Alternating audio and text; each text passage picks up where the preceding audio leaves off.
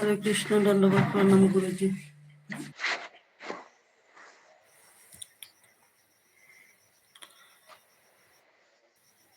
Okay. ओम नमो भगवते वासुदेवाय। ओम नमो भगवते वासुदेवाय। ओम अज्ञानतिमिरन्धस्य ज्ञानाञ्जनशलाकया चक्षुरुन्मीलितं येन तस्मै श्रीगुरुवे नमः। नमो विष्णुपादाय कृष्णप्रेष्ठाय भूतले श्रीमते भक्तिवेदान्त स्वामिन् इति नामिने। नमस्ते सरस्वती देवे गौरवाणी प्रचारिणे निर्विशेष शून्यवादी पाश्चात्य देशतारिणे। श्री कृष्ण चैतन्य प्रभु नित्यानंद श्री अद्वैत गदाधर श्रीवासादि गौर भक्त वृंद। हरे कृष्णा कृष्णा कृष्णा हरे हरे, हरे राम राम राम हरे हरे। नारायणं नमस्कृत्यं नरं चैव नरोत्तमं देवीं सरस्वती व्यासं ततो जयामुदीरये।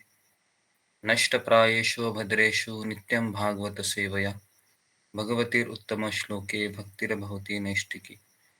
कृष्णाय वासुदेवाय देवकी नंदनाय च नन्दगोपकुमाराय गोविन्दाय नमो नमः। मुखं करोति वाचालं पङ्गुं लङ्घयते गिरिं यत्कृपातमहं वन्दे श्रीगुरुदीनतारिणम्। हरे कृष्णा। सारे भक्तों का भागवत के सत्र में स्वागत है। तो आज बहुत अच्छा दिन है। आज जगन्नाथ दास बाबा जी का तिरुभाव दिन है, बराबर है।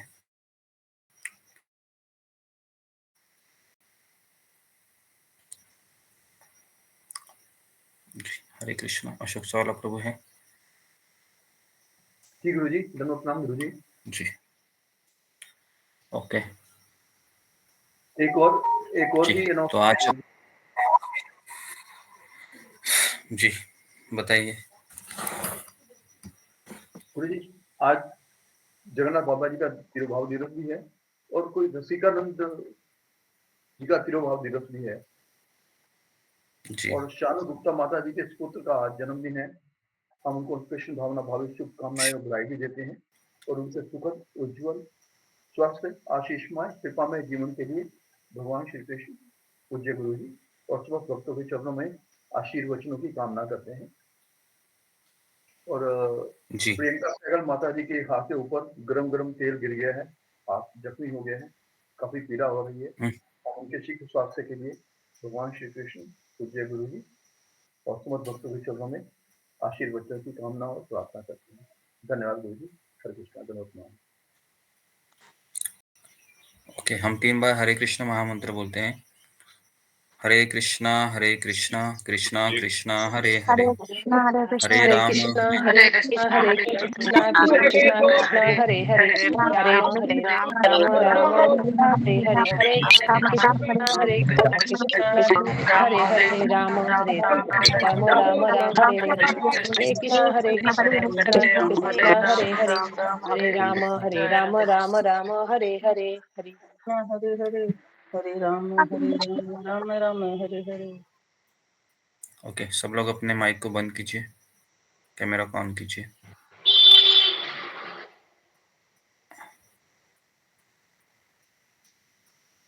ओके, तो हम आगे बढ़ते हैं। तो आज जगन्नाथ दास बाबा जी का तिरुभाव दिन भी है और हम भागवतम का एक श्लोक हम पढ़ते हैं, फिर हम आगे चर्चा करते हैं और थोड़ा सा जगन्नाथ दास बाबा जी के बारे में भी हम आपको बताएंगे। ओके। तो भागवतम का एक श्लोक है। कौन सा वो श्लोक चल रहा था अशोक चावला प्रभु, उसको जरा 25 नंबर गुरु जी, 25 जी 25। ओके, पढ़िए उसको। जी गुरु जी।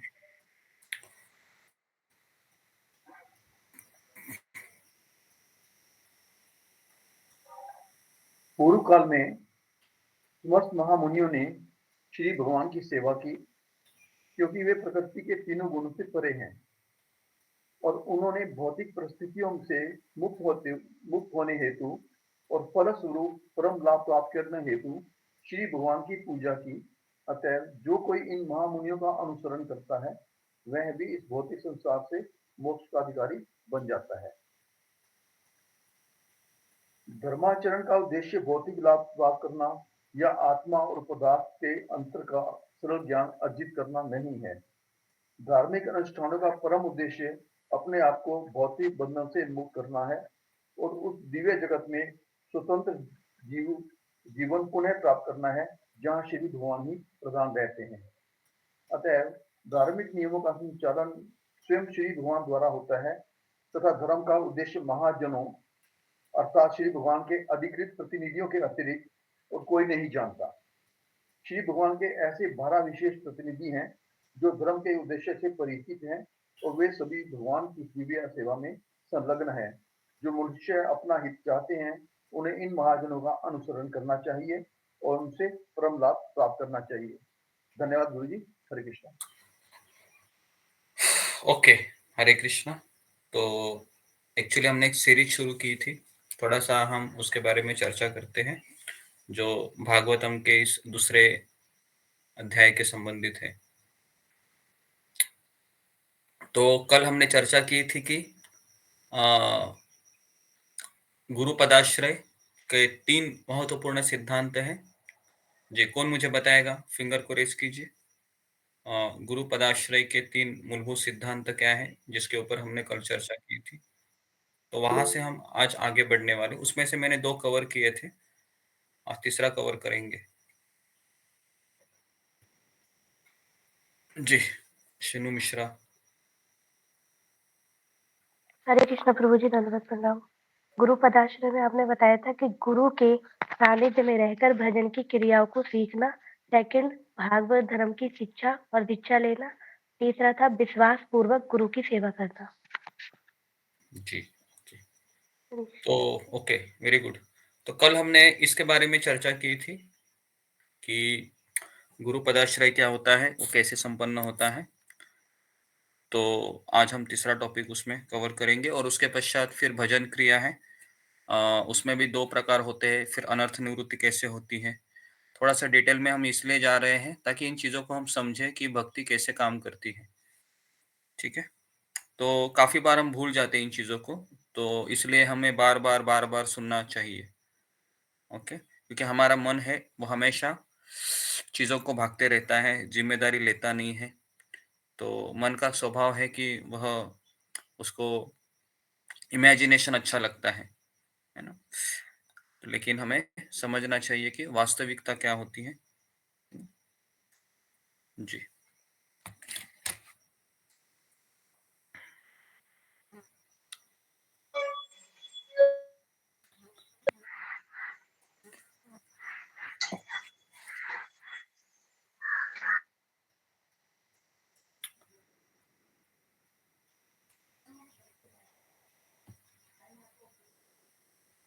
ओके। तो बेसिकली हम साधना भक्ति का उत्तम स्वरूप चर्चा कर रहे हैं।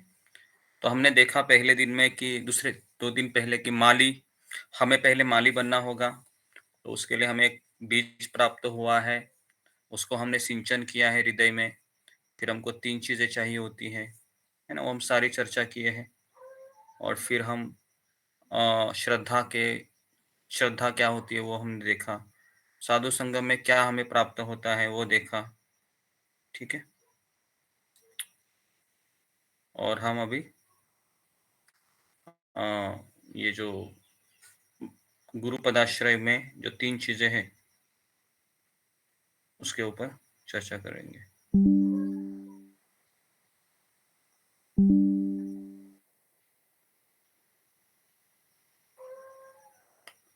ओके, तो शास्त्र कहते हैं कि दीक्षा काले भक्त करे आत्मसमर्पण, सेई काले कृष्ण तारे करे आत्मसम, सेई देह करे तार चिदानंदमय, अप्राकृत देहे तौर चरण भजे। तो दीक्षा का व्याख्या हमने कल क्या लिखवाया था? कोई मुझे बताएगा? फिंगर को रेज कीजिए। जी, दीक्षा का व्याख्या क्या था? कल हमने लिखवाया था आपसे।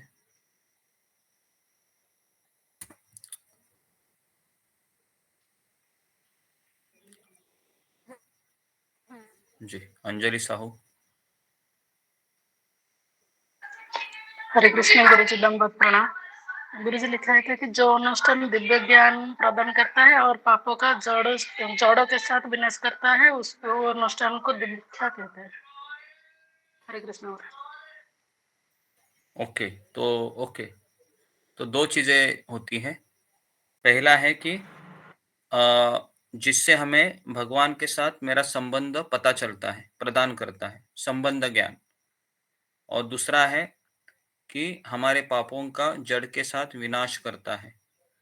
तो उस अनुष्ठान को दीक्षा के नाम से पुकारते हैं। जी। दीक्षा ग्रहण करने के पश्चात सदगुरु के निकट भजन रीति, भागवत धर्म और वैष्णव सदाचार, इसकी शिक्षा होती है। ये 3 चीजें कल हमने लिखवाई थी आपको। जी। तो भजन, भागवत धर्म, वैष्णव सदाचार। और हमने कल ये भी आपको बताया था कि अगर कोई व्यक्ति है, वह शिष्य है, अगर गुरु से ज्ञान प्राप्त करने के पश्चात कुछ चीजें गलत करता है, तो उसका परिणाम किसको भुगतना पड़ता है? तो उसका गुरु परिणाम को। गुरु को गुरु भुगतना को। पड़ता है कि वो उसकी जिम्मेदारी लेता है ना?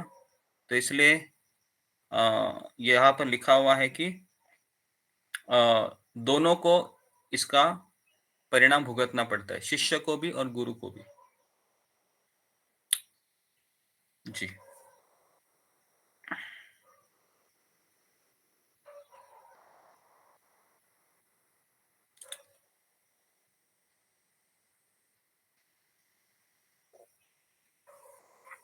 ओके, तो भक्ति साधक के लिए श्री गुरु चरण आश्रय के पश्चात महाभागवत श्री वैष्णव का संग एकांत आवश्यक है, जिनका आदर्श देखकर भक्ति जीवन का गठन किया जा सकता है।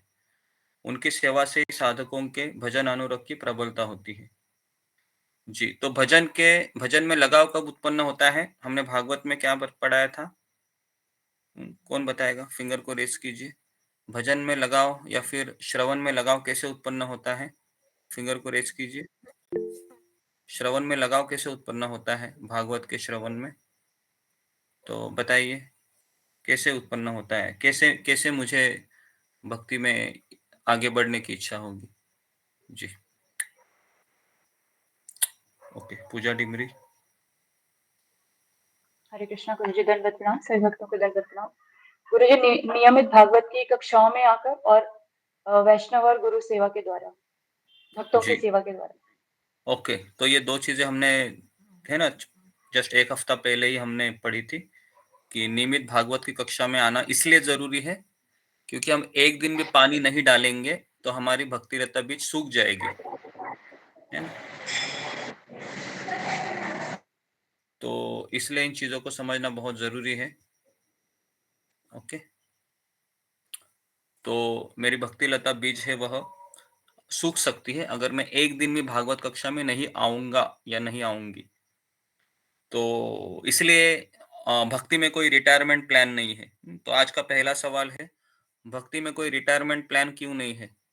ओके, ये लिखिए, भक्ति में कोई रिटायरमेंट प्लान क्यों नहीं है?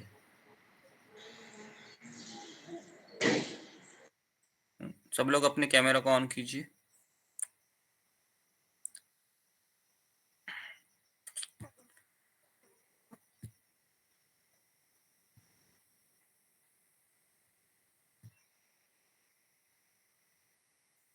ओके, भक्ति में रिटायरमेंट प्लान क्यों नहीं है?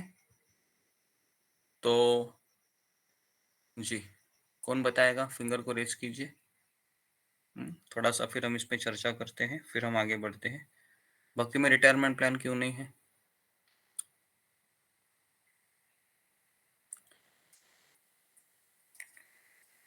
या भक्ति में रिटायरमेंट प्लान है? नहीं है? क्यों नहीं है तो?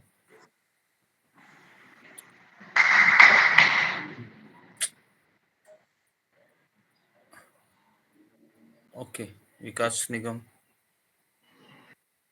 हरे कृष्णा गुरुजी, दंडवत प्रणाम। हरे कृष्णा सभी भक्तों को दंडवत प्रणाम। गुरुजी, मुझे ऐसा लगता है कि भक्ति में रिटायरमेंट तभी होगा जब हम जिंदगी से रिटायर होंगे, क्योंकि जिंदगी की आखिरी श्वास से पहले भी अगर हमने कभी भक्ति से रिटायरमेंट लेने का सोचा तो उसी समय हमें माया ग्रसित कर सकती है। और ऐसा एग्जाम्पल हमने देखा है जब भरत महाराज का केस में, कि उन्होंने जीवन से संन्यास ले लिया, सब कुछ करके वो एकांत में भक्ति कर रहे थे, लेकिन लास्ट मोमेंट पे वो एक हिरन के उसमें आ गए और उसका फल उनको अगले जन्म में हिरन बन के चुकाना पड़ा। हरे कृष्णा गुरु जी। ओके जी, तो पहला पॉइंट लिखिए कि भक्ति में रिटायरमेंट प्लान क्यों नहीं है। नंबर 1 लिखिए, क्योंकि भक्ति करना यह आत्मा का स्वभाव है, आत्मा का खाना है। तो बिना आत्मा को खाना दिए आत्मा जीवित नहीं रह सकता। तो इसलिए भक्ति में कोई रिटर्न, ये पहला पॉइंट लिखिए। भक्ति करना ये आत्मा का स्वभाव है ना। स्वभाव मतलब वो उसका खाना है। इस तरह से मन का खाना मंत्र जप है, शरीर का खाना प्रसादम है, बुद्धि का खाना शास्त्र पढ़ाई है, वैसे आत्मा का खाना है भक्ति करना। ओके जी, तो ये मूल कारण है उसका। ठीक है, भक्ति करना ये आत्मा का स्वभाव है।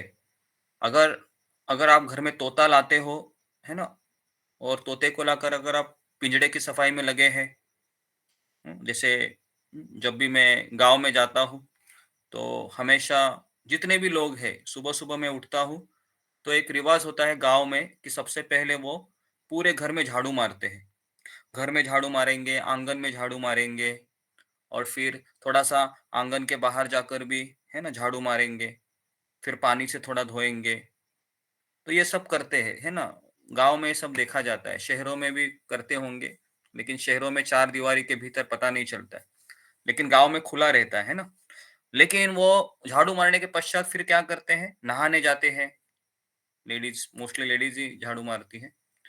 तो उसने ना आत्मा को खाना दिया, ना उसने भक्ति किया, ना भजन किया, बस फिर ब्रेकफास्ट बनाने के लिए चली गई, और फिर बच्चों को स्कूल का यूनिफॉर्म पहनाया, एटसेट्रा एटसेट्रा, है ना। तो इस तरह से क्या होता है, फिर हम सब लोग पिंजड़े की सफाई करने में लग जाते हैं। तो इसका यह मतलब भी नहीं है कि हमें झाड़ू नहीं मारना चाहिए।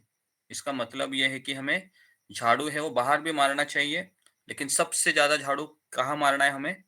सबसे ज्यादा झाड़ू हमको अंदर मारना है। ये अंदर झाड़ू, अंदर इतना कचरा जमा है कि मैं रोज झाड़ू मारने की मुझे जरूरत है ना। तो इसलिए यहाँ पर जो लिखा है कि भजन का मूल प्रयोजन क्या है, कि गंदगी को साफ करना। गंदगी को साफ करना ही हमारा मूल प्रयोजन है, और उसी में हमारी जिंदगी चली जाती है। जो मुक्त आत्माएं होते हैं उनकी गंदगी साफ होती है, तो इसलिए वो भागवत की कथा को रिलीज करते हैं। रिलीज मतलब आस्वादन करते हैं। और हम जैसे बद्ध जीव हैं, वह इतना कचड़ा भरा है कि रोज 16 माला करने के बाद भी वो आस्वादन नहीं आ रहा है ना। तो इसलिए हमें सदगुरु के आश्रय की आवश्यकता होती है, जो यहाँ पर लिखा हुआ है ना। और वैष्णव की सेवा करने से ही हमें भागवत में रुचि प्राप्त होती है। ओके, तो अभी मेरा अगला सवाल है कि अगर मेरा भागवत में मन नहीं लगता है, मुझे सेवा करने की इच्छा नहीं हो रही है, मुझे जप करने की इच्छा नहीं हो रही है, तो मुझे क्या करना चाहिए? जी, फिंगर को रेज कीजिए। क्या करना चाहिए मुझे अगर मेरी इच्छा ही नहीं हो रही है, या फिर मुझे सेवा करने की इच्छा नहीं हो रही है, प्रवचन सुनने के पश्चात भी नहीं हो रही है, तो क्या करना चाहिए? अशोक चावला प्रभु बताइए।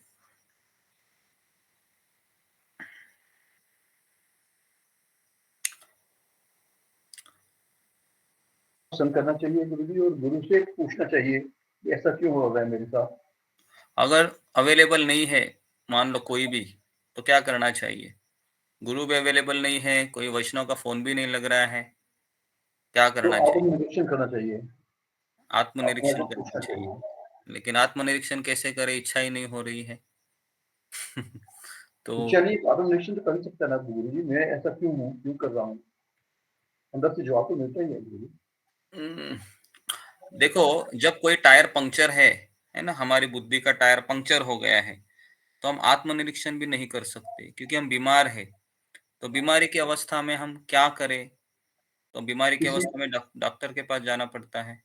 किसी और डॉक्टर वैष्णव किसी हाँ, वैष्णव का आश्रय लेना, कोई वैष्णव आस-पास होगा या टेलीफ़ोन से पूछना उससे या गुरु से पूछना। ओके, जी। नेक्स्ट थोड़ा-सा और 2-3 लोगों को पूछते हैं। जी, सुजाता माता जी। हरे कृष्ण।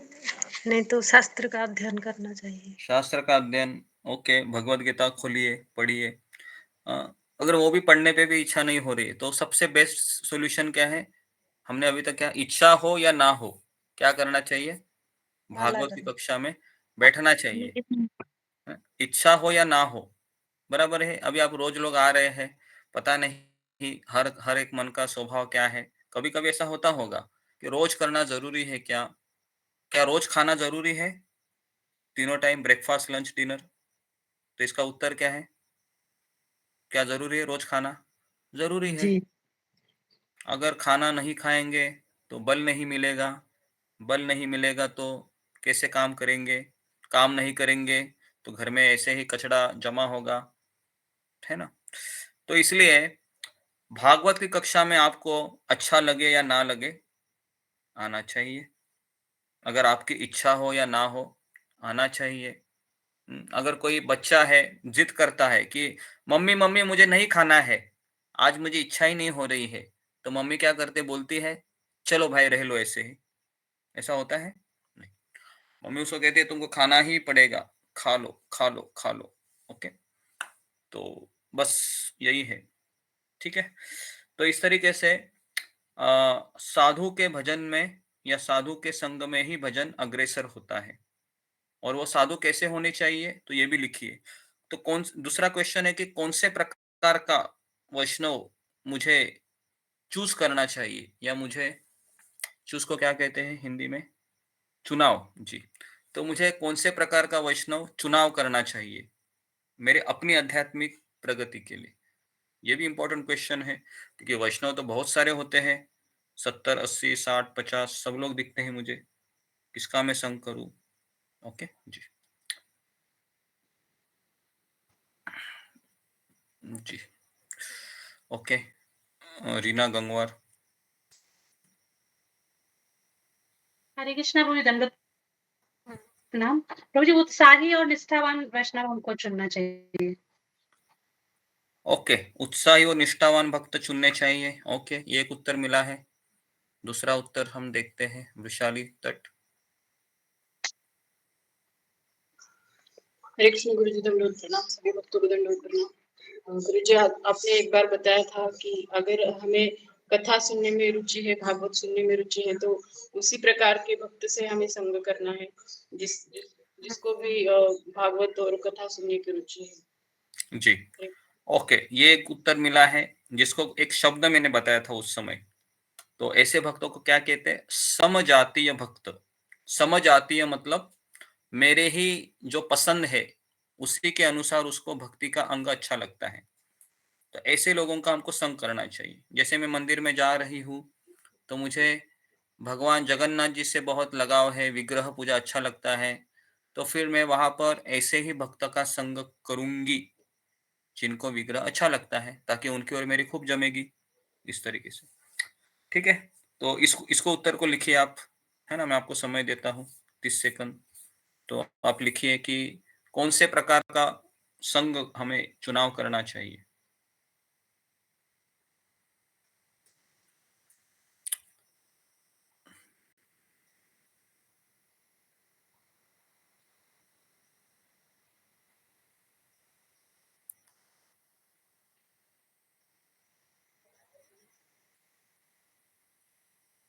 ओके, लिखिए और लिखने के पश्चात ऑन कीजिए। जिसके पास पेपर पेन नहीं हो, मोबाइल में भी टाइप कर सकते हैं। टिक टिक टिक टिक टिक टिक टिक टिक टिक टिक जो भी है। तो आप लिखोगे, सुनोगे, पढ़ोगे, टाइप करोगे, तो आपको समझ में आएगा। गुरु जी ये भी तो है जो प्रमाणिक गुरु है, गुरु परंपरा से आता हो,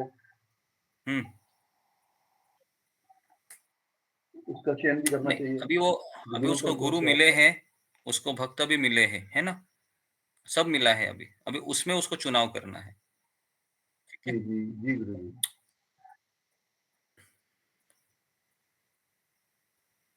ओके, तो अभी हम अगला पड़ाव में जाते हैं, भजन क्रिया। ठीक है, तो ये इंपॉर्टेंट सेक्शन है जिसमें हम एंट्री कर रहे हैं, भजन क्रिया। ओके जी,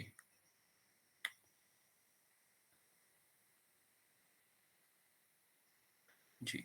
तो चैतन्य चरितामृत में एक श्लोक आता है, भजनेर मध्ये श्रेष्ठ नवविधा भक्ति, कृष्ण प्रेम कृष्ण दीते धरे महाशक्ति, तार मध्ये सर्वश्रेष्ठ नाम संकीर्तन, निरपराध नाम लैते पाय प्रेम धन। तो चैतन्य चरितामृत में कहते हैं कि भजन में सर्वश्रेष्ठ है नवदा भक्ति, मतलब क्या, श्रवणम कीर्तनम स्मरणम, जिसमें कृष्ण प्रेम देने की ताकत है, लेकिन उसमें भी नाम संकीर्तन सर्वश्रेष्ठ है, और अगर वो निरपराध रूप में लेंगे तो हमें भगवान का प्रेम प्राप्त होगा। ओके, तो भजन क्रिया लिखो, दो प्रकार की होती है। पहला है अनिष्ठित, मतलब जिसमें निष्ठा नहीं है, अनिष्ठित भजन क्रिया, और दूसरा है निष्ठित, निष्ठित भजन क्रिया। अनिश्चित और अनिश्चितता और निष्ठिता, तो ये भजन क्रिया के दो प्रकार होते हैं। अभी जो कोई व्यक्ति भगवत धाम तक पहुंचना चाहता है, उनको ये चीज पता होना बहुत जरूरी है। अगर ये पता नहीं होगी तो मेरे जीवन में क्या हो रहा है पता ही नहीं चलेगा। ठीक है, तो ध्यान पूर्वक सुनिए। अभी लिखिए पहले ये दो प्रकार कौन से, अनिश्चित भजन क्रिया, निश्चित भजन क्रिया। पहला लिखिए, निश्चित भजन क्रिया में शिथिलता और पतन होने की संभावना नहीं होती है। लिखिए, निश्चितता भजन क्रिया में किसी प्रकार की शिथिलता, शिथिलता को क्या कहते हैं, एक तरीके से अविचलित होना, वो नहीं होता है, और ना पतन होने की संभावना होती है, पतन नहीं होगा उसका। है, वो लंबे रस का घोड़ा होता है। लंबे रस का घोड़ा पता है आपको, भागता ही रहता है, भागता ही रहता है, भागता ही रहता है ना जी। तो इस तरीके से होता है निष्ठिता। ओके, और अनिष्ठिता भजन क्रिया में शिथिलता का अवकाश रहता है। ठीक है, तो इसके लिए अभी हम सब लोग कौन सी भजन क्रिया में लगे हैं, तो ब्रैकेट में लिखिए, हम सभी लोग अनिष्ठिता भजन क्रिया वाले हैं। तो इसके लिए भक्ति में कई लोग आते हैं, कई लोग चाहते हैं, प्रभुपाद कहते हैं कि भक्ति में आना आसान है, भक्ति से जाना भी बहुत आसान है, भक्ति में टिके रहना बहुत मुश्किल है ना। हम सबको इसका अनुभव है। हम रोज सत्संग में आते हैं, रोज माला करते हैं, फिर भी माथा खराब होते रहता है कि नहीं। मन में विचार आते हैं, बहुत आते हैं, कभी कभी बहुत ज्यादा आते हैं, है ना। तो इसलिए हमारा सबसे बड़ा शत्रु है हमारा दुष्ट मन, जो हमें एक जगह से दूसरी जगह घुमाता रहता है ना। तो इसलिए इस मन को भजन में लगाना चाहिए, लेकिन हम लगाते नहीं हैं। तो इसके लिए हम माला करने के बाद भी भक्ति को छोड़कर चले जाते हैं। लिखिए, अभी अनिष्ठिता भजन क्रिया के 6 पड़ाव है, किस तरह से हम स्टेप बाय स्टेप निष्ठा में चले जाएंगे, है ना। अभी हम अनिष्ठिता भजन क्रिया में हैं और अभी निष्ठा तक जाना है। तो बीच में 6 रास्ते हैं, या 6 ऐसे क्या बोलते हैं उसको, मंजिल, या फिर उसको स्टेप्स बोलते हैं ना। हिंदी में क्या बोलते हैं, मंजिल ना, एक step, second, third, fourth, fifth, इस तरीके से। सीढ़ी, हाँ गुरुजी सीढ़ी, सीढ़ी हाँ है। हाँ 6 सीढ़ियां है। अभी मैं हूँ नीचे अनिष्ठिता भजन क्रिया में, और 6 सीढ़ियां को क्रॉस करके मुझे निष्ठा में जाना है। निष्ठा में जाऊंगा तो मेरा पतन होने का चांसेस न के बराबर है। ठीक है, तो लिखिए, तो तो इसकी दशा क्या है तो हम सबको पता है, लेकिन अभी हम इसमें डिटेल में जाएंगे। तो पहला भजन है, वो है उत्साहमयी भजन क्रिया। पहला उत्साहमयी मत भजन क्रिया लिखिए। उत्साहमयी भजन क्रिया, उत्साहमयी मतलब बहुत उत्साह आता है उसको जब भक्ति में आता है।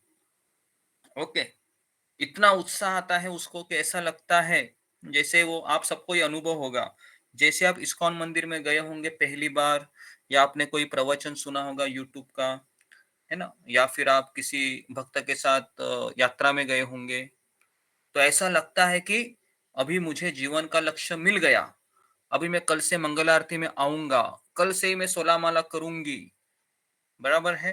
तो इस तरीके से बहुत उत्साह उसके मन में भर जाता है, लेकिन वो कितने दिन तक चलता है? 2 दिन, 4 दिन, 6 दिन, 1 हफ्ता, उसके बाद वो सो जाता है। मंगल आरती चलती रहती है, संसार दावा नललीड लोक, और ये भाई खराटे ले रहे होते उस समय, है ना। समझ में आ रहा है कैसे हो रहा है ये? मैंने तो बहुत सोचा था कि मैं ये करूंगा वो करूंगा, लेकिन 2 दिन 4 दिन टिक पाया मैं।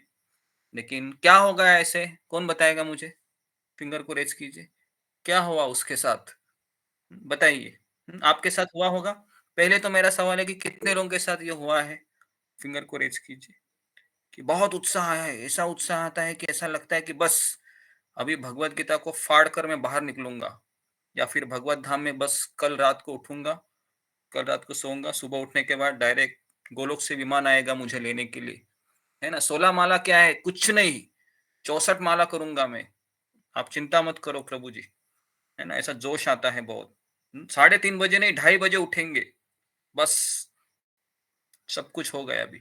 ओके, तो कम से कम ऐसा जी 30 लोगों के साथ हुआ है ना, सबके साथ होता है, मेरे साथ भी हुआ है। कोई कोई इसमें ऐसा नहीं है कि ऐसा किसके साथ नहीं हुआ, ऐसा कोई भी नहीं है, क्योंकि ये आचार्यों ने लिखे हुए स्टेप्स है, ये सीढ़ियां है, तो ये सबके साथ होना कंपलसरी है, ये इसमें कोई एक्सेप्शनल नहीं हो सकता है, बराबर है जी, बराबर है। ऐसा उत्साह कब कब आया है आपको? चलो अभी भक्ति को जरा साइड में कर देते हैं। ऐसा उत्साह कब कब आया है आपको, थोड़ा सा बताइए, भक्ति को छोड़कर। जी, ऐसा उत्साह जैसा आपको कोई चीज मिल गई। जी, सुमिता सिन्हा। हरे कृष्णा गुरुजी, दंडवत प्रणाम, सभी भक्तों को दंडवत प्रणाम।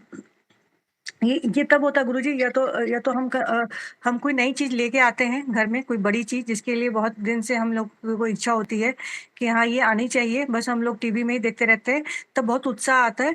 या तो कहीं पे नई जगह घूमने के लिए जाते हैं जहाँ पे लगता है कि ये चीज हम लोगों ने किसी से सुना था, या तो कहीं पे टीवी पे देखा था, तो उस टाइम पे लगता है कि बहुत उत्साह आता है कि हमारा ड्रीम पूरा हो गया। लेकिन जैसे जैसे जो टाइम निकलता है तो फिर वो फिर उसमें लगता है कि ओल्ड हो गया, या तो उस पे मतलब क्या बोलते हैं, उस पे मन फिर वो नहीं लगता है शायद गुरुजी। जी, हरे मन कृष्णा हटने लगता है। ओके जी, ओके जी। तो मैं आपको केवल 2 चीजें बता देता हूँ, ऐसा आप लोगों के साथ होगा। पहला है, जब आपको नई नई नौकरी लगी होगी, क्या एक्साइटमेंट हुआ होगा आपको? याद करो वो दिन, आपने इंटरव्यू क्लियर किया है, आपको ज्वाइनिंग लेटर मिला है, और आप में ऐसा उत्साह होता है कि बस अभी मैं मैनेजर की पोस्ट में चला जाऊंगा, है ना, थोड़े से बहुत मेहनत करूंगा, ये करूंगा वो करूंगा, बहुत बड़ा उत्साह होता है। और दूसरा उत्साह कब आता है? वो शादी का दिन याद कीजिए, है ना, उसमें बहुत उत्साह होता है, बराबर है। दोनों में उत्साह होता है, लेकिन तो उत्साह की तुलना है वो किसमें, तो ऐसा क्यों होता है? अभी हम भक्ति में आते हैं ना, अभी मैं आपको सवाल पूछ रहा हूँ, ऐसा क्यों होता है कि मैं भक्ति में आ गया, मैंने लेक्चर सुन लिया, पहला लेक्चर, पहला वो कृष्ण के साथ मेरी मुलाकात, पहला वो भगवत गीता का श्लोक, या फिर पहला वो प्रसादम का टेस्ट, या पहला वो विग्रह का दर्शन, या फिर वो पहला मेरा माला हरे कृष्ण महामंत्र का, या फिर पहली बार मैंने वैष्णव को देखा ऐसे, या पहली बार इस्कॉन मंदिर में गया, कि वो पहला चीज मुझे इतना प्रेरणा देता है कि मैं एकदम बड़े बड़े सपने देखने लगता हूँ? क्या ऐसा होता है जी, बताइए। और उसके बाद फिर वो लुढ़क क्यों जाता है? क्यों फिर वो कर नहीं पाता है? जी, ओके, मीनाक्षी रावत। हरे कृष्ण गुरुजी, दंडवत प्रणाम। सभी भक्तों को दंडवत प्रणाम। गुरुजी, ऐसे जब हमें कोई चीज भौतिक जीवन में भी जब हमें कोई चीज मिलती है तो जब तक वो हमारे पास नहीं होती है तो हम उसके लिए बहुत उत्साही होते हैं और ऐसा लगता है कि जब वो चीज मुझे मिलेगी तो मैं बहुत उसको संभाल के रखूंगा। लेकिन भक्ति में भी जब भक्तों का संग नहीं था, गुरु नहीं थे या भक्ति नहीं थी, माला इतनी नहीं थी, तो तब लगता था कब ये जीवन में आएगा। और अब जब आ गया है तो वो चीज जब डेली डेली दिख जाती है, मिल जाती है, तो उसकी वो कदर इम्पोर्टेंस कम हो जाती है। और जब फिर दोबारा जब जीवन में कुछ आता है, दोबारा से कुछ ऐसा पड़ाव आता है, तब जाके फिर से लगता है कि नहीं ये चीज बहुत इंपॉर्टेंट है। तो तब तक ऐसा लगता है कि नहीं ये तो रोज मिल रहा है, अभी मिल गया ना तो अभी ठीक है, मतलब ऐसे होता है। गुरुजी, हरे कृष्णा, धन्यवाद। ओके, तो यही सबका उत्तर है या इसके अलावा और किसका उत्तर है? फिंगर को रेज कीजिए।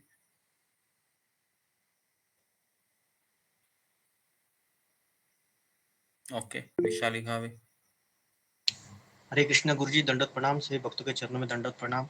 मुझे ऐसा लगता है कि जैसे हम मिठाई की दुकान में जाते हैं, मिठाई की दुकान में जाते समय उससे हम रेट पूछते हैं या पूछते हैं कि मिठाई कैसी है, तो पहले वो हमें थोड़ा सा टेस्ट करने के लिए देते हैं, तो हमें वो टेस्ट बहुत अच्छा लगता है। फिर बाद में हमें और ले उसकी इच्छा होती है, लेकिन हमें उसकी कीमत चुकानी पड़ती है। वैसे ही अध्यात्म का होता है। जैसे हम अध्यात्म में थोड़े कोई भी स्टेप लेते हैं, पहले तो हमें वो बहुत अच्छा लगता है, फिर बाद में उसको और चाहिए तो हमें उसका तपस्या के बदले में उसका मूल चुकाना पड़ता है। हरे कृष्ण गुरुजी, मुझे ऐसा लगता है। ओके, तो ये भी उत्तर सही है। और क्या उत्तर हो सकता है इसका? ठीक है, तो अभी हम उत्तर आपको लिखने के लिए कहते हैं। तो देखिए, पहला है कि ऐसा क्यों हो रहा है। तो ऐसा इसलिए होता है क्योंकि मन का स्वभाव है कि कोई भी नई चीज एक्साइटमेंट लाती है। लिखिए, पहला चीज, मन का ये स्वभाव है, कोई भी नई चीज एक्साइटमेंट लाती है। एक्साइटमेंट को क्या कहते हैं हिंदी में? वो आप लिखिए, एक्साइटमेंट, है ना जी। कोई भी नई चीज एक्साइटमेंट लाती है बहुत, है ना, चाहे वो भक्ति हो, है ना, या फिर नया जॉब हो, नई शादी हो। ओके जी, एक्साइटमेंट लाती है कोई भी नई चीज। सेकंड पॉइंट लिखिए, उत्साहमयी का, कि हम जब वो चीज को करते हैं, है ना, तो उसके पश्चात हमको पता चलता है कि वो असक्षमता क्यों अनुभव होती है। तो उसका मूल कारण है कि कोई भी भक्ति की चीज कंटिन्यू करने के लिए हमारे हृदय शुद्ध होना चाहिए, लेकिन हमारा जो अंदर के अशुद्धता है, अंदर के अनर्थ है, उस भक्तिमय चीज को रोज करने के लिए रोकती है। या हमारी बद्ध अवस्था है, उसका मूल कारण है कि जिससे हम उस चीज को कर नहीं पाते हैं।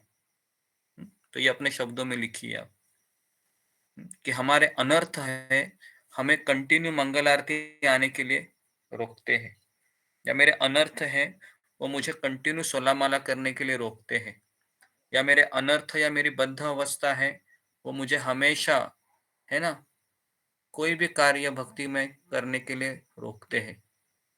तो इसका उदाहरण है, लिखिए, जिस तरह से दीपावली का वो फटाका होता है जो बहुत उजाला देता है लेकिन बाद में अंधेरा हो जाता है। तो ये स्टेज है उत्साहमय स्टेज, और ये सबके साथ होता है, सबके साथ जी, सबके साथ होता है। और सबसे आखिरी पॉइंट लिखिए कि कृष्ण का पहला संपर्क जीवात्मा को, है ना, कृष्ण भक्ति का पहला संपर्क जीवात्मा को जो आध्यात्मिक आनंद प्रदान करता है ना, कृष्ण का जो पहला संपर्क होता है, करोड़ों जन्म के बाद वो माया के चंगुल में फंसा रहता है, और जैसे वो इस्कॉन मंदिर में आता है, जैसे यूट्यूब में कोई प्रवचन सुनता है, अमोघ लीला प्रभु हो, गौर गोपाल प्रभु हो, या फिर अमरेंद्र प्रभु हो, या फिर कोई राधानाथ स्वामी महाराज का कोई लेक्चर हो, या फिर एटसेट्रा एटसेट्रा, तो उसको लगता है कि हाँ, यही तो मैं चाहता था, बस अभी मुझे मिल गया। तो पहला जो टच होता है ना, वो एक साधक के जीवन में रेगिस्तान जैसे हृदय में एक पानी का बौछार लाता है ना। एक तरीके से तो ये कार्य करता है। तो इसके लिए ऐसा होता है भक्ति में आने के बाद, है ना। 16 माला 32 माला आसानी से करते हैं। उसके पश्चात फिर वो उसकी 16 माला भी 8 माला 4 माला इस तरह से होते हैं ना। तो ये है उत्साहमयी स्तर। ओके जी। तो अभी मेरा सवाल है, उत्साहमयी वाला भक्त को अगर कुछ समस्या आ रही है तो उसको क्या करना चाहिए? फिंगर को रेज कीजिए।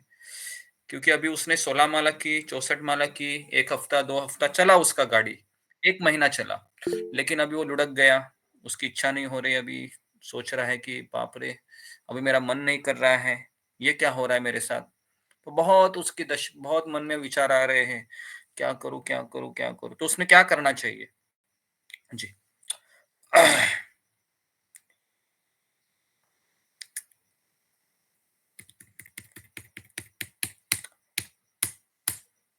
जी रेखा पायल।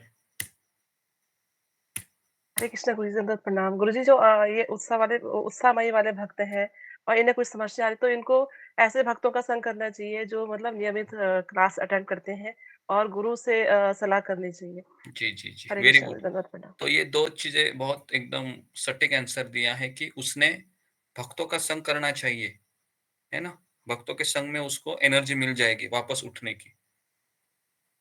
तो दूसरा है, अगर परामर्श लेना चाहिए, अगर अवेलेबल है तो परामर्श रहता ही। आप किसी भी इस्कॉन मंदिर में जाइए, थोड़ा सा पूछिए कि क्या प्रभु जी आप मुझे थोड़ा सा गाइड करेंगे, मेरे मन में विचार चल रहे हैं। कोई भी कर लेगा आपको, बस वो लॉन्ग टर्म के लिए नहीं रहेगा, कोई भी कर लेगा। ठीक है, तो इस तरीके से इन चीजों पर ऊपर विजय प्राप्त कर सकते हो। लिखिए अभी, उत्साहमयी स्तर के आगे कैसे जाऊं मैं, कैसे जाऊं कैसे जाऊं।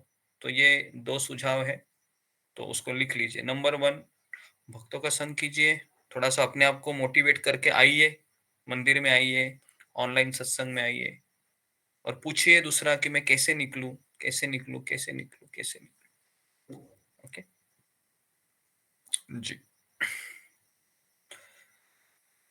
ओके, तो उत्साहमय स्तर है, तो मुझे लगता है कि जो रेगुलर है उन्होंने इस स्तर को पार किया है ना। ठीक है जी। तो क्या उसमें वो प्रगति कर रहा है, ये मेरा पहला सवाल है।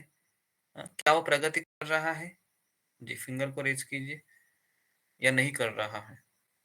जी हाँ, बेचारा उत्साहमय हो गया, ढीला हो गया अभी, है ना। उसकी इच्छा थोड़ी सी मर रही है, लेकिन वो भक्तों का संग करने चला जा रहा है, उसको पता चल रहा है। क्या वो प्रगति कर रहा है या प्रगति नहीं कर रहा है? जी, ये भी एक सोचने जैसी बात है ना। कभी कभी हम सोचते हैं कि अरे यार भक्ति नहीं हो रही, क्या हो रहा है ना। तो ऐसे पड़ाव आते हैं। जी जी। पूजा डिमरी। हरे कृष्णा गुरु जी दंडवत प्रणाम। जी गुरु जी, ये वो प्रगति कर रहा है क्योंकि ये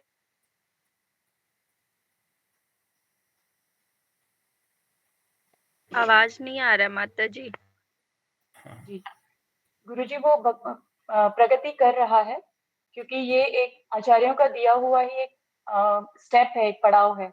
तो अगर वो किसी से बात ना करके चुप हो जाता है या रुक जाता है तो उन भक्त को ये पता ही नहीं चलेगा कि ये एक पड़ाव है जिसे उन्होंने पार किया है और इन इन तरीकों से इससे आगे निकला जा सकता है। हाँ जी ओके। देखिए भक्ति में इस्कॉन में मान लो अभी 10 भक्त आ गए, अभी मैं आपको सिनारियो दे रहा हूँ। 10 भक्त नए नए ज्वाइन हो गए, 10 के 10 में उत्साह है, 10 के 10 फायर अप है, 10 के 10 मंगल आरती में आ रहे हैं, 10 के 10 सारी मॉर्निंग प्रोग्राम कर रहे हैं, 10 के 10 में सेम उत्साह है, 16 माला भी आ गए मान लो। लेकिन 10 में से मैक्सिमम 8 से 9 भक्त चले जाते हैं, क्योंकि वो लगता है कि मुझे लगता है कि ये आनंद दे रहा है, लेकिन आनंद ही नहीं मिल रहा है अभी। पहले तो मुझे बहुत बढ़िया लग रहा था, मुझे लगता है कि भक्ति है ना मेरे बस की बात नहीं है। तो अपने मन से कुछ दिमाग लगाकर वो उत्साहमयी स्तर के अधीन लटक जाते हैं और फिर वो गिव अप चले जाते हैं।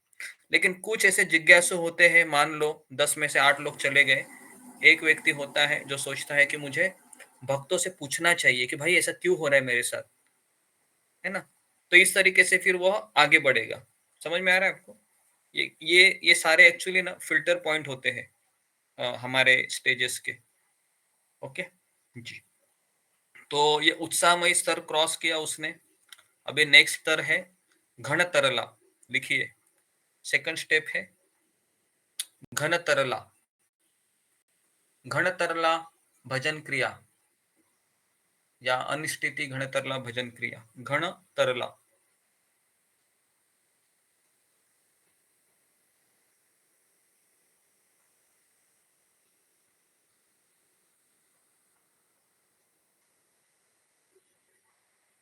जी। घन तरला लिखा।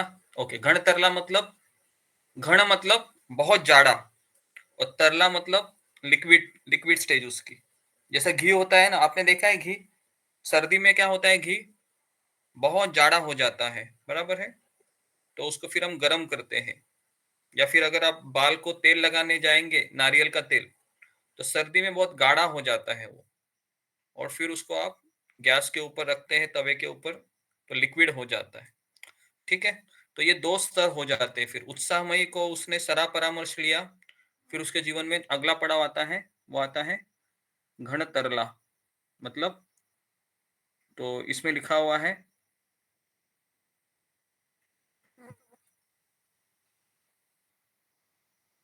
जी। तो यहाँ पर एक उदाहरण मैं आपको पढ़ के बता रहा हूं कि कभी कभी नया छात्र है, जब आता है भक्ति में, तो वह बहुत अध्ययन करता है या बहुत माला करता है। तो कभी उसकी 64 माला हो जाती है, कभी उसकी इच्छा ही नहीं होती है तो 10 माला करता है, कभी कभी तो सो जाता है वो, और कभी कभी सोकर उठता है वापस 64 माला, 16 माला, 8 माला। कोई फिक्स नंबर नहीं होता है उसका। उसको कोई पूछेगा आपने माला किया? हाँ, मैं माला रोज करता हूँ। कितना करते हो? कभी 10 हो जाती है, कभी 16 हो जाती है, कभी एक भी नहीं हो जाता है, कभी 2 हो जाती है। कितने लोगों के जीवन में पड़ाव आया है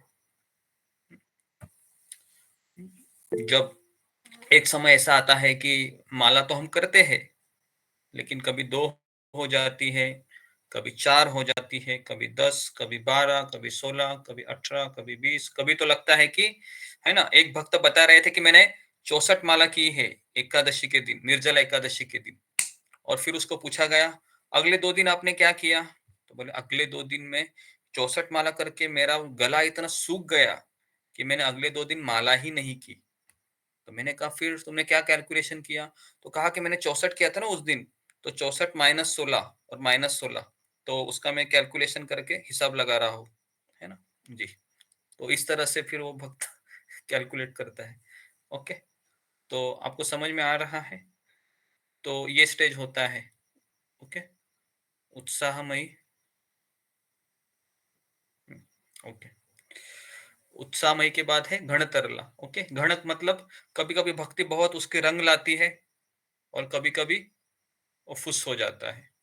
कभी कभी ऐसा लगता है कि बस अभी थोड़ा सा रेस्ट ले लूं, वापस 2 दिन के बाद उठेगा, वापस माला करेगा, वापस 1 हफ्ते के बाद लुढ़क जाएगा। तो ये ऊपर नीचे ऊपर नीचे ऊपर नीचे चलता रहता है उसका, है ना। ओके, तो इस अवस्था का नाम है घन तरला। ओके, तो ये भी हम सबके साथ हुआ है, ये सबके साथ होता है। मुझे लगता है पहला स्टेज और सेकंड स्टेज थोड़ा सा आपस में, थोड़ा सा वो एक दूसरे से कनेक्टेड लग रहा है ना जी। तो इसके ऊपर उपाय क्या है जी? फिंगर को रेज कीजिए। क्या इसके ऊपर उपाय है? कैसे हम इससे बाहर निकले, या निकल ही नहीं सकते?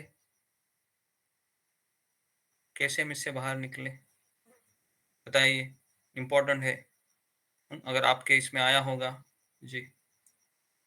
रीना सिंह। हरे कृष्णा। राम गुरुदेव, सही भक्तों को मिला गुरुदेव। इसके लिए जो है कि हमें ऐसे भक्तों का संग जरूरी है कि जो नियमित हैं और माला जो है कि नियमित करते हैं, जो जिस प्रकार आपने ये शुरू किया है, जिसकी वजह से जो है कि हम लोग की माला नियमित हो पाई है गुरुदेव। हरे कृष्णा। राम। ओके, तो इसमें भी वही 2 चीजें हैं, आपको भक्तों का संग करना चाहिए और दूसरा परामर्श लेना चाहिए। देखो, सारे बीमारी का दवाई एक ही है भक्ति में। कौन सी दवाई है वो? भक्तों का संग और दूसरा है परामर्श। ये दो दो ही दवाई है, और कोई दवाई नहीं है। सारे स्टेजेस में यही दवाई काम करेगी। ओके, तो लिखिए इसको। पहला है भक्तों का संग, और दूसरा है परामर्श लेना। ये 2 ही दवाई है। जब आपको मोरोस लगे, जब भक्ति में लग रहा है ज्यादा ही लस्ट बढ़ा है, ज्यादा ही मेरा क्रोध बढ़ा है, ज्यादा ही मेरे अंदर ईर्ष्या बढ़ी है, मुझे भक्ति में अच्छा नहीं लग रहा है, मुझे भक्ति में डिमोटिवेशन हो गया है, ऐसा लग रहा है कि भक्ति छोड़ दूं, जो भी है, ये 2 ही चीजें काम करेगी। अपराध भी हो जाता है, मान लो वैष्णव अपराध भी, तो भी ये दोनों ही काम करेगी। भले अपराध करिए, भक्तों का संग मत छोड़िए। ओके जी।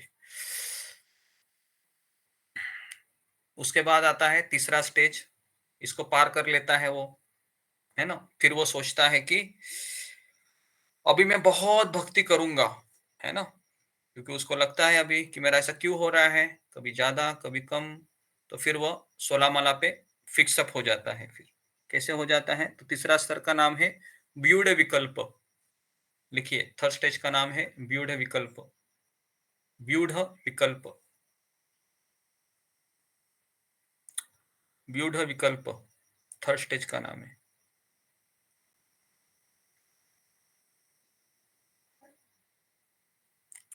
व्यूढ़ विकल्प। ओके जी। तो ये जो डिस्कशन हम कर रहे हैं ना, ये डिस्कशन आपको शायद ही यूट्यूब के लेक्चर में मिलेगा, क्योंकि ये हम जो आपको पढ़ा रहे हैं ये ना भागवत का है ना गीता का है। ये हमारे आचार्यों ने टीका लिखी है, विश्वनाथ चक्रवर्ती ठाकुर, उस किताब में से हम आपको पढ़ा रहे हैं, क्योंकि ये टॉपिक ही ऐसा है दूसरे अध्याय का, है ना। नहीं तो ये आपको कभी, आप इस्कॉन के, कम से कम मुझे ये नॉलेज पता है कब मिला, जब मुझे इस्कॉन में 18 साल हो गए, तब जाके पता चला कि बाप रे मेरे साथ ये क्या हो रहा था। लेकिन मुझे किसी ने बताया नहीं, क्योंकि ये किताब कहीं पर भी ना प्रभुपाद ने इसका ट्रांसलेशन किया, और ये इस्कॉन में मिलती भी नहीं है।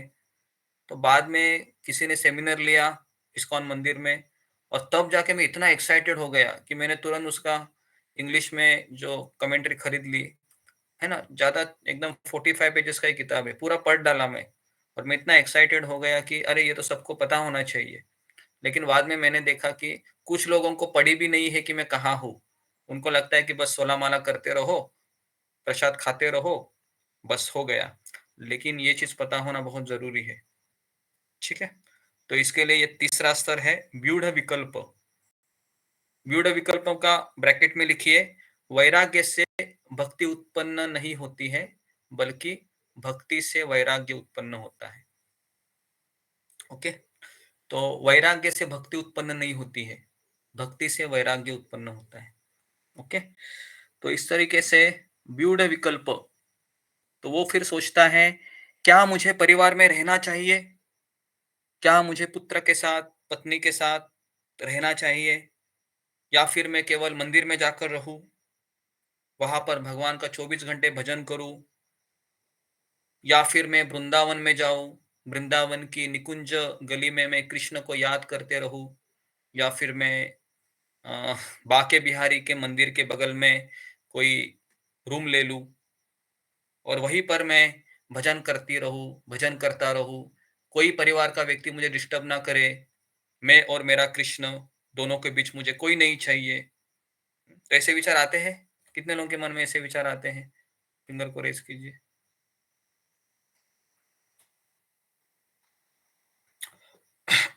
जी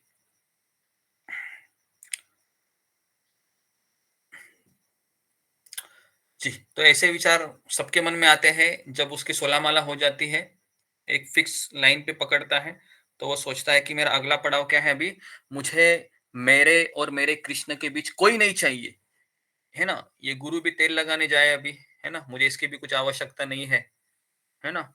मैं और मेरा कृष्ण हम दोनों रहेंगे, बस कृष्ण की लीला सुनूंगा, बाके बिहारी के दर्शन करूंगा, थोड़ा सा बोर हो गया तो प्रेम मंदिर जाऊंगा, या फिर लुई बाजार तो है ही शॉपिंग करने के लिए। तो इस तरीके से वो सोचते रहता है।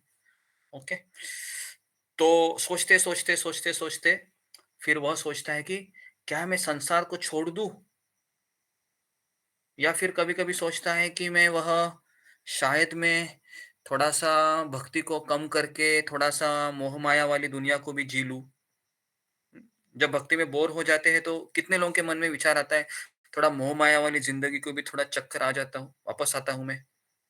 ऐसा भी आता है विचार, कभी कभी आता होगा आपके मन में, थोड़ा सा मोह माया वाली जिंदगी में भी थोड़ा सा घूम फिर के आ जाऊंगा, 2 दिन का थोड़ा रेस्ट लेके। ओके जी। तो ये भी विचार उसके मन में आते हैं। ऐसा नहीं कि उसके मन में यही विचार आते हैं कि मैं वृंदावन में ही जाऊं, जगन्नाथपुरी जाऊं, मथुरा जाऊं, इधर जाऊं, उधर जाऊं, करेगा कुछ नहीं वहां वहां पर। जाएगा तो बाके बिहारी की लस्सी पिएगा, लुई बाजार में शॉपिंग करेगा, या जहां पर खाना मिल रहा है खाना खाता रहेगा, गोलगप्पे खाएगा, बस। करेगा कुछ नहीं वहां पर जाके। तो बेसिकली वह उसके ये, जी। तो अब ये क्यों हो रहा है तो इसको हम देखेंगे कि क्यों ऐसा हो रहा है। तो कभी कभी वो सोचता है कि ये संसार है वो जहरीला है ना, अगर मैं इसके इसके अंदर घुसा रहूंगा तो मुझे कभी कृष्ण नहीं मिलेंगे, कृष्ण मिलने के लिए मुझे इसको छोड़ना चाहिए। इस तरीके से फिर वो सोचता है कि मेरे माता पिता बूढ़े हो गए हैं, उनका भी देखभाल करना चाहिए। ऐसे बहुत सारे मन में उसके विचार घूमते रहते हैं, है ना।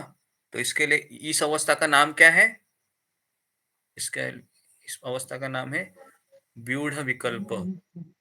ओके। व्यूढ़ विकल्प मतलब बहुत सोचता है वो, बहुत सोचता है कि मुझे भक्ति करनी है, मुझे जीवन का लक्ष्य मिला है, बस अभी मैं मेरी गाड़ी तीसरे घेर में डालूंगी, तीसरे घेर में डालूंगा, बहुत दौड़ाऊंगा खर्र करके, लेकिन उसका लैंड अप कहाँ नहीं आता है, वो एक्सीडेंट ही हो जाता है उसका। ओके। तो इस अवस्था का नाम है व्यूढ़ विकल्प। ओके। तो इसको आप अपने विचार से लिखिए, है ना, जो जो मैंने कहा इस स्तर को। व्यूढ़ विकल्प मतलब भ्रमित अवस्था में है, मैं वृंदावन जाऊं, घर में रहूं, या मैं ज्यादा भक्ति करूं, कम भक्ति करूं, क्या मैं 16 माला करूं या 8 माला पे रुक जाऊं, क्या मैं एकादशी करूं या एकादशी नहीं करूं। तो कभी कभी सोचता है बहुत ज्यादा ही हाइपर हो के भक्ति करूं, कभी लगता है कि थोड़ा ठंडा हो जाऊं, है ना जी। तो इस तरीके से इस अवस्था का नाम है व्यूढ़ विकल्प जी। ओके। तो इस तरीके से वह भजन क्रिया में कभी कभी संकल्प करता है और कभी कभी विकल्प करता है। संकल्प मतलब बोलता है मैं और आगे आगे जाऊंगा, तो बोलता है मैं ब्रेक लगाऊंगा अभी, बस। कितने लोग सोचते हैं मैं ब्रेक लगाऊंगी अभी, बहुत हो गया थोड़ा सा, है ना, हाइपर हो रहा है दिमाग भक्ति करके, है ना। हाँ, है ना। मेरा अड़ोस पड़ोस के लोग भी बोलते हैं ना, जब से भक्ति कर रही है तब से पता नहीं इसको क्या हो रहा है, भक्ति कर रहा है तब से पता नहीं एबनॉर्मल हो रहा है, बीच बीच में चिल्लाता क्या है बीच बीच में सुबह जल्दी उठता है, अलार्म देखता है, होता है ऐसे। तो हमारे आजू बाजू के लोग ही देखते हैं कि ये क्या हो रहा है इसके साथ। तो ओके। तो ये स्टेज पार कैसे करें, वापस 2 चीजें, भक्तों का संग करें, परामर्श करें, लेक्चर सुने। उसके बाद फिर चौथा स्टेज आता है विषय संग्रह। लिखिए विषय संग्रह। विषय संग्रह मतलब विषय संग्रह, ये चौथा स्टेज है उसके जीवन में आता है जी। ओके जी। यहाँ तक किसी को कुछ प्रश्न है जो अभी मैं बता रहा हूँ, किसी के मन में प्रश्न है। ये 3 स्टेज हमने देखा, उत्साहमयी, घनतरला, व्यूढ़ विकल्प। ये जो 3 स्टेजेस है ना, ये उसके पश्चात अभी चौथा पांचवा छठा है। ओके जी। जगपाल सिंह।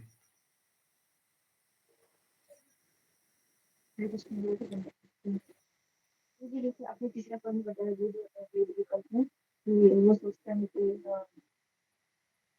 जैसे गांधी राव ने बताया वो सोचता है कि आवाज नहीं आ रहा है। ये पॉइंट क्या है? आवाज नहीं आ रही मेरी? हरी की मुझे आवाज नहीं आ रही। आवाज नहीं आ रही। Okay next. हरे कृष्ण गुरु जी, अभी आ रही है क्या? कान का निकाल दो जो भी लगाया है वो। हाँ, निकाल दिया है गुरु जी, अभी आ रही है क्या? हाँ अभी आ रही है।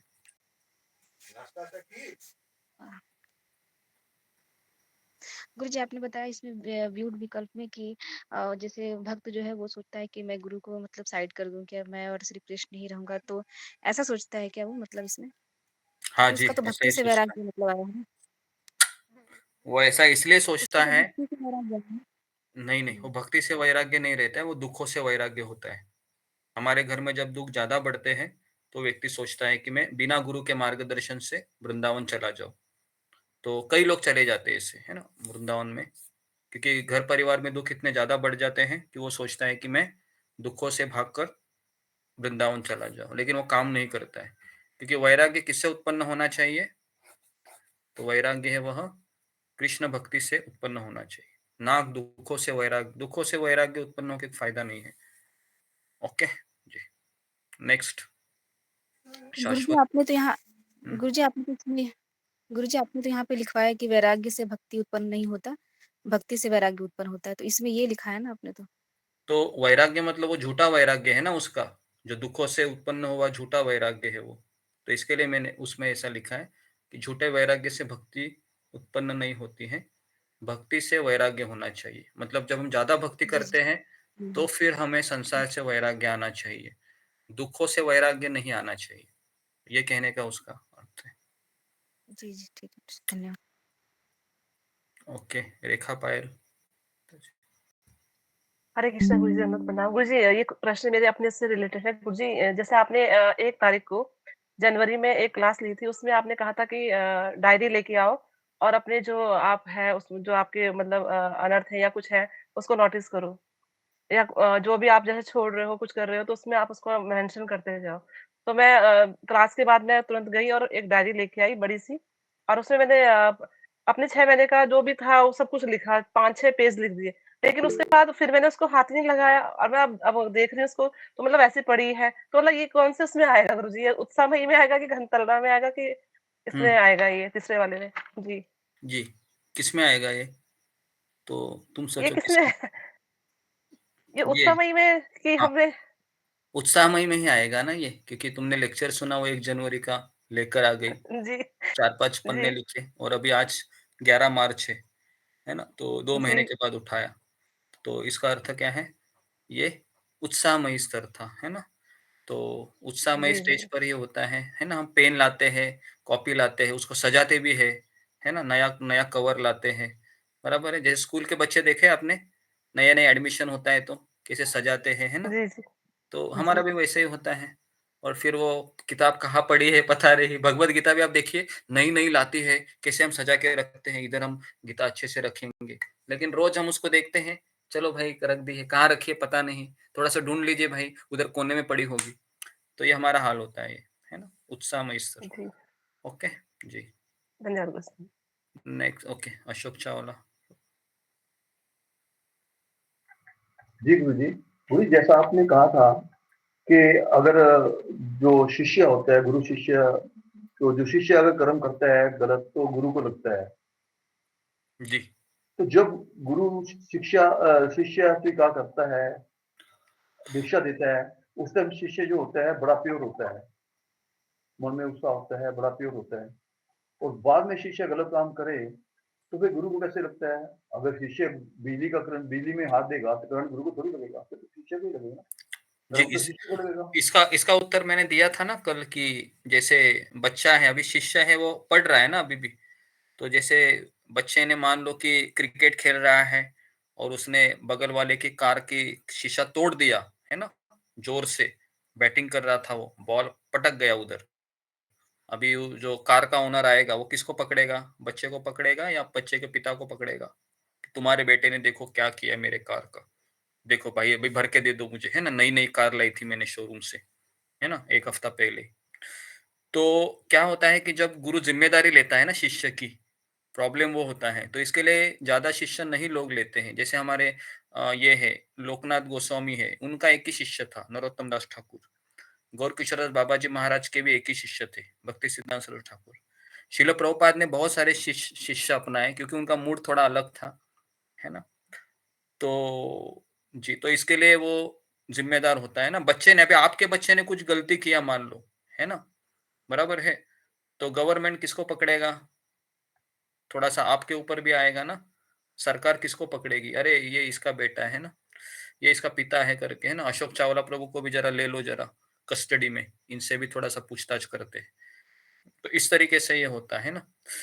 तो वो जिम्मेदारी की बात होती है। वो जब जिम्मेदारी लेती है तो उसका सजा उसको भुगतना पड़ता है। लेकिन प्रभुपाद ये भी कहते हैं कि जो शिष्य मेरी आज्ञाओं को फॉलो नहीं करता है वो मेरा शिष्य है नहीं। ये प्रभुपाद का स्टेटमेंट है। तो इसके लिए ऐसा भी नहीं है, क्योंकि अगर हमने जानबूझकर ही शिक्षा लिया, दीक्षा लिया और बाद में सोचा कि भाड़ में गया गुरु, अभी मेरा दिमाग खराब हो गया इसका बात सुन सुन के, समझ में आ रहा है क्या? ये भी होता है कभी कभी। जैसे ही हम साधना में हमारा लैक हो गया, फिर ये बोझा लगने लगता है और फिर वो गुरु की शक्ल ही ऐसा लगता है कि जब से इसकी शक्ल देखता हूं ना, तब से अभी मुझे ना प्रेशर आने लगता है। तो सोचता है कि इसको हटाओ जरा बगल में से, है ना। तो फिर टीवी देखने लगता है, लेकिन टीवी में भी उसको उसी की शक्ल याद आती है। ये भी मैं बोल रहा हूँ। पता है क्यों? क्योंकि जब जब वो टीवी देखेगा, व्हाट्सएप चलाएगा, यूट्यूब फेसबुक चलाएगा, उसको वो हैमरिंग करता रहेगा, अरे क्या कर रहे हो, अरे क्या कर रहे हो, अरे क्या कर रहे हो, अरे क्या कर रहे हो। समझ में आ रहा है? तो उसको सिग्नल आते रहते हैं बेसिकली। तो इसके लिए वो ठीक से उधर भी एंजॉय नहीं कर पाएगा। फिर वो 2-4 दिन, 1 हफ्ता, 2 हफ्ता घूम फिर के वापस कहाँ आएगा? इधर ही लॉग इन करके वो दिखाई देगा, अरे आ गए भाई। कैसे आ गए? बहुत घूम फिर के आ गए, है ना। 1-2 हफ्ते कहाँ थे भाई? हम थोड़ा सा रंगीली दुनिया में रंग उड़ाने गए थे, आ गए वापस। तो इस तरीके से ये हर एक का होता है, इसमें कोई बड़ी बात नहीं है, क्योंकि हम पक जाते हैं थोड़े समय में। लेकिन वो घूम फिर के वापस आता है, वो कहीं नहीं जाएगा, क्योंकि उसको पता है कि उधर जब जब वो एंजॉय करेगा उसको सिग्नल आते रहेंगे। क्योंकि इतना सुना है आप लोगों ने, है ना। 3-3 क्लास सुन रहे हैं, सोचो आप भाग कर कहाँ जाएंगे? कहाँ जाएंगे आप भाग कर? कहाँ नहीं जाएंगे, वापस इधर ही आएंगे। गुरु जी, बच्चा चलो बच्चा बोध है, बच्चा बड़ा है, समझदार है, जानबूझ के हाँ गलती करता है, फिर तो खुद ही जाएगा ना वो गेम में, माँ बाप थोड़ी जाएंगे। हाँ, नहीं, यहाँ पर क्या होता है, देखो शास्त्र में लिखा है तो उसका कुछ मीनिंग है ना। शास्त्र में लिखा हुआ है, देखो, कि अगर कोई शिष्य गलती करता है तो उसका गुरु को भुगतना पड़ता है, क्योंकि गुरु है वो जिम्मेदारी लेता है शिष्य की। तो इसके लिए जो आपको पता है, जो बिल्वा मंगल ठाकुर थे, बिल्वा मंगल ठाकुर थे, उनके गुरु वेश्या के रूप में आ गए, है ना। जो वेश्या थी चिंतामणि, जिनसे वो अटैच था, क्योंकि वो इंद्रिय तृप्ति से आसक्त था, तो गुरु ने कौन सा रोल निभाया फिर? वेश्या का। वो वेश्या बनी और फिर उसको कहा कि इतना आसक्ति मुझ में लगा रहा है, उतनी भगवान में लगाओ भाई, वृंदावन चला जाता है।